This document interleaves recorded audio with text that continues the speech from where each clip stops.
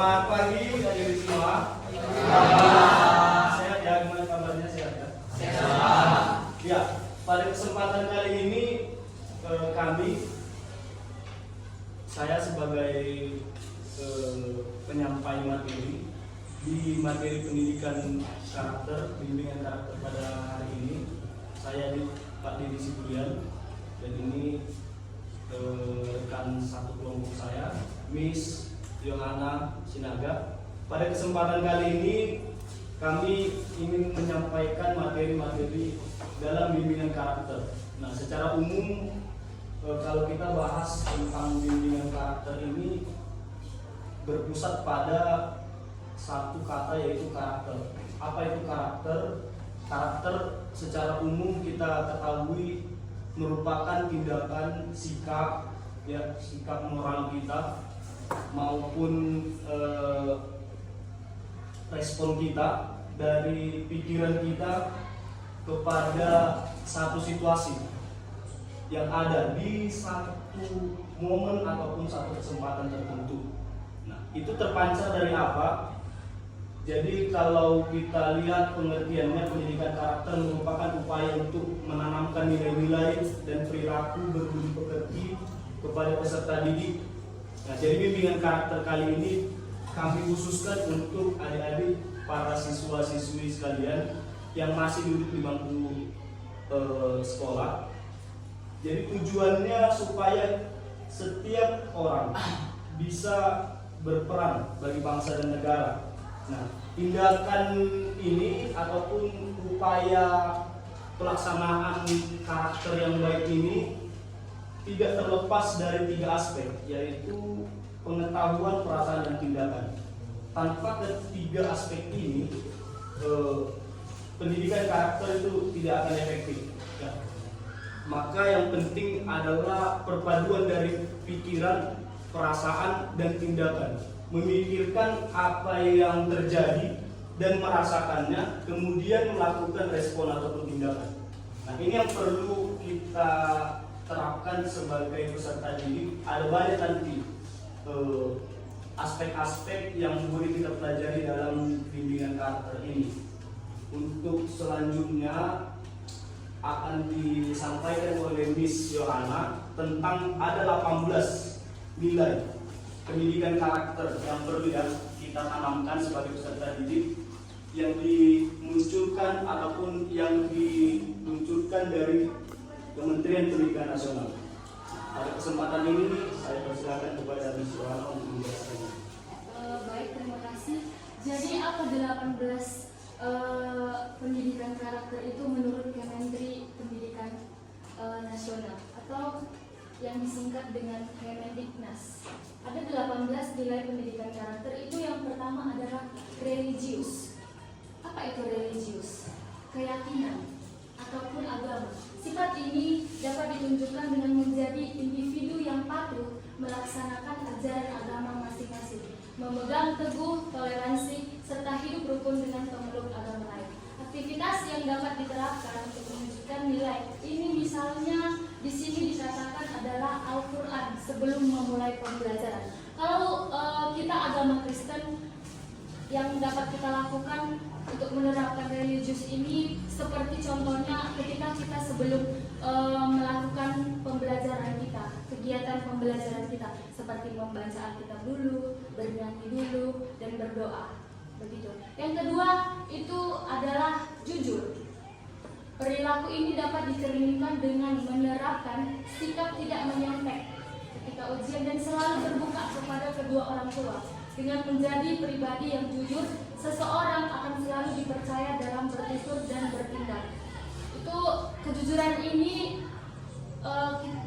ketika kalian nanti di dunia pekerjaan, perkuliahan, di jenjang tertinggi kalian, pendidikan kalian itu dibutuhkan, sangat dibutuhkan kejujuran. Yang ketiga itu adalah toleransi. Indonesia merupakan negara dengan suku, agama, dan ras yang beragam. Karena itu sikap toleransi sangat diperlukan agar masyarakat dapat hidup rukun. Contohnya, di sini dikatakan tidak memaksa pendapat diri sendiri di atas kepentingan golongan. maksudnya di atas kepentingan orang lain, begitu. Saling menghargai pendapat. Yang keempat adalah disiplin. Sifat ini dapat diwujudkan dengan tertib serta patuh terhadap berbagai ketentuan dan peraturan. Sebagai contohnya di sini dikatakan menaati peraturan cara berpakaian yang sopan di sekolah. Contohnya memakai pinggang, berpakaian rapi, menaati peraturan yang ada di sekolah, begitu. Yang kelima itu adalah kerja keras. Masyarakat Indonesia memiliki semangat dan sangat bekerja keras dalam melakukan berbagai hal. Sifat tersebut dapat ditunjukkan peserta didik dengan selalu serius dan sungguh-sungguh menempuh pendidikan, baik di tingkat dasar maupun menengah. Ini contohnya seperti kalian masih duduk di bangku SMA kelas 11. Pastinya kalian memiliki keinginan untuk masuk di PTN favorit kalian. Dengan apa? Bagaimana caranya? Bekerja keras, belajar yang keras, supaya keinginan kalian itu bisa terwujud. Begitu. Yang keenam itu ada kreatif, berpikir kreatif atau out of the box. Diperlukan guna menghasilkan karya inovatif dan bermanfaat bagi banyak orang. Kreativitas siswa yang dapat dimiliki dapat dituangkan ke dalam organisasi yang mereka ikuti. Maksudnya itu contohnya seperti kalian kegiatan pramuka gitu ya. Ada kan kegiatan pramuka itu bisa diterapkan di contoh pendidikan karakter yang keenam itu yaitu kreatif. Yang ketujuh itu adalah mandiri. Mandiri merupakan sikap tidak mudah bergantung pada orang lain dan menyelesaikan tugas-tugas, misalnya mampu mengerjakan pekerjaan tugas sendiri tanpa bantuan orang lain. Ketika misalnya ini contohnya guru memberikan tugas kepada kalian, tugas rumah, pasti kalian sering sekali mengerjakan tugas rumah itu yang kerap kita sebut adalah PR. Sering kalian kerjakan di sekolah supaya apa? Berarti itu PR itu kan sebenarnya tugas individu ya. Jadi kerjainnya rame-rame, nggak tugas individu lagi namanya. Yang kedelapan itu adalah demokratis.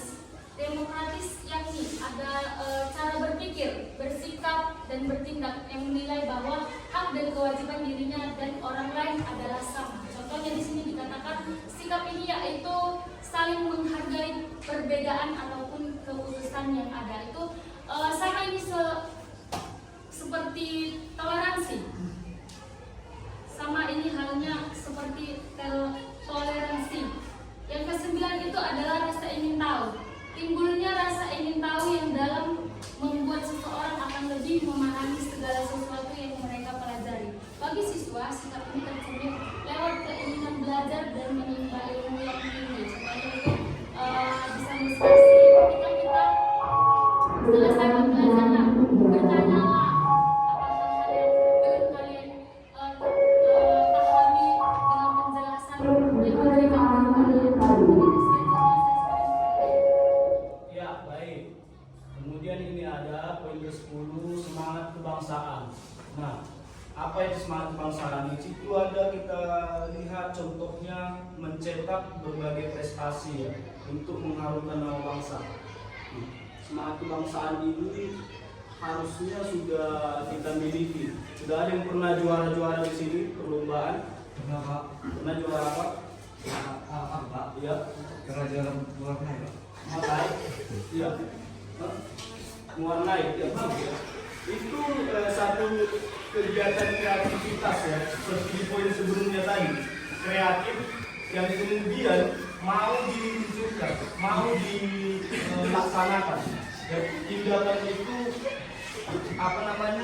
kualitas diri itu tadi mau dilaksanakan sebagai tindakan untuk mengharumkan nama bangsa. Ada yang lain, juara-juara yang lain yang udah pernah Olimpiade? Ya, itu bagus.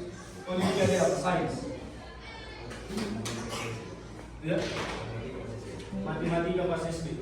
Harusnya ditingkatkan di SMA ini. Kalian harus tingkatkan itu untuk apa? Pemuda-pemuda inilah sebagai generasi kita lah yang akan mengharumkan nama bangsa kita, ya kan? Generasi emas untuk mewujudkan Indonesia emas di 2045. itu kita menjadi generasi perubahan, ya. Mulai dari mengharumkan nama bangsa dengan hal-hal yang kecil, perlombaan-perlombaan kecil, yang ikut paskibra, yang ikut pramuka, serius di sana, kreatif di sana, ya. Kemudian apa? Di sini ada dikatakan cinta tanah air. Ketika kalian cinta dengan tanah air, cinta dengan Indonesia ini, makanya kalian mau belajar menjadi orang yang sukses. Semuanya pengen jadi sukses, ya. Ketika kalian berkorban di dunia pendidikan, maka jangan lupakan di mana kalian berpijak. Maka jangan lupakan di mana kalian ditempa, ya. Maka jangan lupakan di mana kalian lahir. Cinta tanah air ini harus kita tanamkan sebagai pemuda-pemudi bangsa. Kalian mungkin tamat sekolah akan lanjut perkuliahan ke luar negeri, mungkin ada yang bekerja ke luar negeri. Maka ingat Indonesia, maka ingat negaramu. Di mana kamu lahir, rindulah ke sana. Kan ada kan lagu walaupun banyak negeriku jalani, ya kan, yang masih permai di mata orang, tapi tetap cinta dengan tanah air. Itu yang perlu sebagai bangsa. Supaya apa? Supaya generasi nanti tidak dijajah oleh orang lain, oleh negara lain, ya. Harus punya kecintaan. Yang ke-12 apa itu? Menghargai prestasi. Ini tadi ada yang juara mewarnai, ada yang pernah olimpiade, ya kan?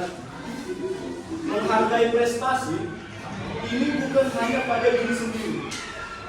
Ketika kalian juara, kalian kan mengapresiasi diri kalian sendiri, ya, kebanyakan. Tapi bisa nggak ketika teman kalian juara, kalian mengapresiasinya? Harus, ya. Orang Eropa kenapa bisa sukses, kenapa bisa gemilang di satu bidang tertentu? Lihat ketika mereka latihan, teman-temannya mengumpul, ya kan? Teman-temannya memberikan semangat. Apalagi ketika mereka memenangkan kompetisi itu, teman-temannya memberikan pujian terhadap mereka. Jangan jadi dijuliti, ya. Jangan jadi dijelek-jelekin. Mari semangatin temanmu, mari puji. Kan tidak sulit yang memberikan pujian. Kalau kekristenan itu kan sebagai berkat kepada orang lain, memberikan pujian, iya kan? Itu memberkati orang lain. Kemudian apa? Bersahabat atau komunikatif. Manusia ini makhluk sosial, teman-teman. Kalian kemanapun kalian tidak akan pernah terlepas dari namanya orang lain, ya. Bahkan di rumah kalian punya orang tua, punya adik, kakak, saudara. Bahkan di sekolah ini kalian punya teman, ya. Sekalipun komunikasi dari teman kalian kepada kalian tidak baik, maka kalau sebisa mungkin berikan respon yang baik, ya. Kalaupun tidak bisa, belum sanggup meminta maaf, paling tidak jangan menambahi masalah. Ini maksudnya komunikasi yang baik ini. Jangan jadi nambah masalah gitu. Nyampaikan ke orang lain, komunikasi ke teman yang lain bahwasannya no, jangan begitu. Komunikasi yang baik. Kita nggak usah, kalau berteman pasti ya harus menjaga komunikasi yang baik. Bahkan terhadap yang bukan teman kita jangan menambah masalah. Ini menjaga komunikasi, ya, supaya hubungan itu kemanapun kita pasti akan jumpa teman, kemanapun. Ya, kita ini makhluk sosial yang membutuhkan orang lain. Kemudian apa yang ada cinta damai? Itu tadi berhubungan dengan yang sebelumnya. Kalau kita jaga hubungan sosial yang baik terhadap orang lain, maka hidup kita kan damai, ya. Ya tidur pun nyenyak, ya. Enggak tidur mikirkan si dia, bangun mikirkan si dia. Maksudnya si lawan. Kan gitu. Maka berhubungan dengan sebelumnya, dijaga hubungan yang baik itu supaya ada cinta damai. Kemudian sebagai peserta didik yang berkarakter harus benar membaca literasi. Jangan di perkuliahan baru membaca banyak jurnal untuk mengerjakan tugas. Ketika di sekolah saya membaca buku. Perpustakaan kita ada kan? Tapi saya dengar dari penjaga perpustakaan tidak ada yang menuju ke sana. Hanya yang menuju ke sana hanya sebatas meminjam buku dan memulangkan buku. Yang membaca di perpustakaan tidak ada. Kalau bisa diramaikan perpustakaan. Ya, ada banyak buku-buku di sana. Kemudian ini ada peduli lingkungan. Setiap hari sudah lelah guru-guru kita yang 8 kala itu, yang kebersihan di kelas lah itu, jalan. Ini sudah mau jam 7.30. Ya. Kesadaran itulah, jangan sampai lelah dulu mengarahkan. Mungkin di kelas ini nggak ada ya, ada di kelas ini. Ya. Di kelas lain itu. Kalau bisa punya kesadaran untuk lingkungan, dimulai dari rumah. Bersihkan rumah. Semua pasti diberikan pekerjaan rumah lah bagi orang tua. Diterapkan juga di sekolah. Punya kesadaran. Pagi-pagi kalau memang 8 kan 8. Kalau memang kebersihan kelas, kebersihan kelas. Dan gitu kan kenyamanan itu kan kalian sendiri juga yang menikmati, bukan orang lain. Kan begitu. Kemudian ada yang peduli sosial. Misalnya itu ada memberikan donasi kepada korban banjir, ada teman kalian yang berduka, yang mengalami kemalangan, mari beri respon baikmu. Dan begitu. Saya sering melihat pengurus OSIS keliling mengumpulkan donasi, ya kan, untuk yang ada kemalangan atau berduka. Mari beri respon baik. Bukan hanya sebatas di situ. Ketika kalian keluar di bermasyarakat, mari sapa tetangga lah minimal, pedulilah dengan sosial, ya kan? Disapa tetangga minimal, samping rumah masyarakat yang di tempat kalian tinggal itu, gitu ya. Kemudian yang terakhir ini ada tanggung jawab. Sebagai peserta didik, sebagai manusia yang bermoral harus punya tanggung jawab. Kalau diberikan tanggung jawab kepada orang tua, dia selesaikan. Jangan perlu marah dulu. Kalau diberi tanggung jawab untuk ini kalian kan dulu di Bank SMA itu kalian bertanggung jawab untuk mencapai prestasi yang baik. Ya. Nah, belajar lah bertanggung jawab lah supaya jangan sia-sia kamu di sekolah kan. Supaya jangan sia-sia uang sekolah itu. Bertanggung jawab dengan orang tua. Karena itu nanti untuk kalian sendiri. Ya. Kami mungkin sudah merasakan yang sulitnya. Dia harus kuliah di padahal harapannya di A. Ngerti ya? Jangan disia-siakan. Dari ke-18 ini poin-poin pendidikan karakter ini tolong ditanamkan dan dilaksanakan. Paling penting itu dilaksanakan. Ini sebenarnya tujuannya bukan untuk saya, bukan untuk Miss Yohana, bukan untuk orang lain. Itu tujuannya untuk kalian sendiri. Ketika ini tidak saya laksanakan, ketika saya tidak disiplin, ketika saya tidak jujur, orang tidak akan respect dengan saya. Orang tidak akan mempercayakan saya. Bos saya mungkin akan memecat saya kalau saya tidak jujur. Tarik dengan dirimu. Ketika kamu tidak jujur, kan banyak orang tidak bisa mencapai posisi terbaik di satu perusahaan ataupun instansi tertentu karena tidak ada respect dari pimpinannya kepada dia. Itu mungkin karena tidak disiplin, jarang on time kalau datang, ya kan, malas-malasan bekerja. Tapi kan ada kerja keras. Itu kerja keras untuk diri kalian sendiri loh, bukan untuk kami. Kami hanya menyampaikan, membimbing kalian supaya karakter kita sebagai anak bangsa sama-sama baik lah untuk kepentingan kita. Sekali lagi, untuk kepentingan diri kita sendiri. Oke ya, bisa ya. Semoga yang kami sampaikan ini dari Kemendiknas, bukan kami karang sendiri. Artinya ini diluncurkan dan disebarluaskan kepada peserta didik. Kami ambil ini dari laman Kemendikbud. Mari bukan hanya didengarkan, namun diaplikasikan. Bisa ya. Terima kasih untuk kesempatan yang kita lalui sebentar ini. Setelah selesai kami menyampaikan 18 nilai aspek ya. untuk membimbing karakter kita masing-masing, membentuk karakter kita lebih baik. Terima kasih kembali kami ucapkan. Tuhan Yesus memberkati. Tepuk tangan, Bro.